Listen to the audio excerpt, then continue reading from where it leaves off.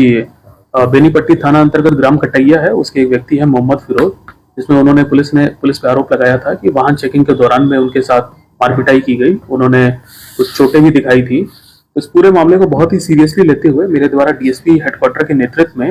एक जांच टीम का गठन किया गया था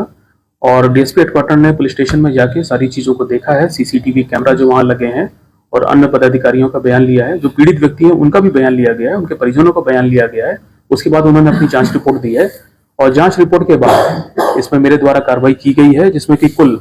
5 लोगों को सस्पेंड किया गया है, जिसमें थाने के सह आनी मुकेश कुमार, हवलदार रंजीत कुमार, सिपाही विक्रम कुमार, चौकीदार सुरेश पासवान और चौकीदार सुरदीप मंडल, इन 5 को सस्पेंड करके तत्काल प्रभाव से लाइन क्लोज किया गया है और इन पर विभागीय कार्रवाई चालू करने के मेरे द्वारा आदेश दिया गया है। इसके अलावा जो वहां परिचमान डीएसपी हैं उनको भी वहां से स्थानांतरित करते हुए मेरे द्वारा पुलिस हेड को यहाँ पे पुलिस अधीक्षक कार्यालय में अटैच किया गया है और वहां पे जल्द ही नए थानाधीश की नियुक्ति की जाएगी। लेकिन मैं आपको बताना चाहूंगा कि जो जांच रिपोर्ट डीएसपी हेडक्वार्टर की प्राप्त हुई है उसमें कुछ निम्नलिखित तथ्य पाए गए हैं।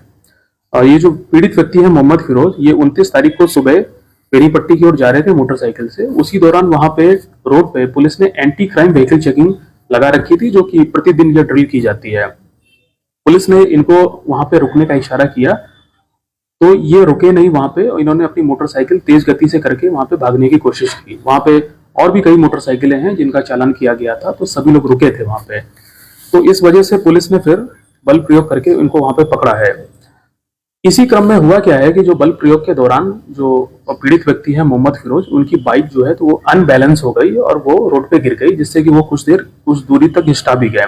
उसके बाद पुलिस ने उनको उठाया है, फिर उनको पुलिस गाड़ी में बैठाया है और वहां से फिर बेनीपट्टी थाना पुलिस उनको लेके गई और थाना पे लाने के बाद उनको शिष्टा कक्ष में सीसीटीवी की निगरानी में ओडी पदाधिकारी के देखरेख में वहां पे उनको बैठाया गया, ताकि उनके जो मोटरसाइकिल के कागजात हैं उसको जांचा जा सके। थाना पे आने के बाद जो पीड़ित व्यक्ति है मोहम्मद फिरोज, उन्होंने अपनी गाड़ी के कागज या फिर आधार कार्ड या भी कोई भी पहचान जो कागज है वो पुलिस को वहां पे नहीं वो प्राप्त करा सके, तो उससे पुलिस को ये पता भी नहीं चल पाया कि वो उनकी पहचान क्या है। इसके बाद दोपहर में मोहम्मद फिरोज ने अपने मोबाइल से परिजनों से बात की, उन्होंने परिजनों को जानकारी दी और उसके बाद उनके जो परिजन है उनकी मोटरसाइकिल के कागज पुलिस स्टेशन पे लेके आए। पुलिस ने जब पाया कि गाड़ी का जब सत्यापन पूरा किया तो उसके बाद शाम को पीड़ित व्यक्ति के 2 रिश्तेदारों को बुला के पीआर बॉन्ड पे छोड़ के भरा करके उनको छोड़ा गया और यही इसमें एक नॉर्मल प्रोसीजर है। देखिए एक चीज है इसमें कि थाना और श्रेष्ठता कक्ष में आपको पता ही होगा कि आजकल सभी पुलिस स्टेशन में हर कमरे में कैमरे लगे होते हैं। तो थाना में जो श्रेष्ठता कक्ष है वहां भी सीसीटीवी कैमरा लगा हुआ था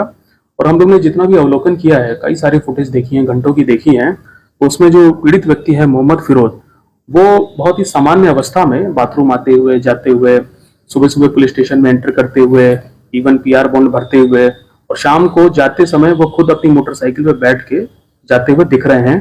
तो उनकी जो चलने की एक्टिविटी है उससे कहीं से ऐसा प्रतीत नहीं हो रहा है कि पुलिस स्टेशन के अंदर उनके साथ किसी ने मारपिटाई की है और इस चीज के कोई साक्ष्य भी नहीं मिले हैं और फुटेज इसी चीज को बता रहा है कि इस प्रकार की कोई मारपीट थाने में नहीं हुई है। लेकिन मैं ये बताना चाहूंगा कि जांच में ये चीज स्पष्ट हुई है कि वाहन चेकिंग के क्रम में गाड़ी जब ये तेज करके भाग रहे थे, उस दौरान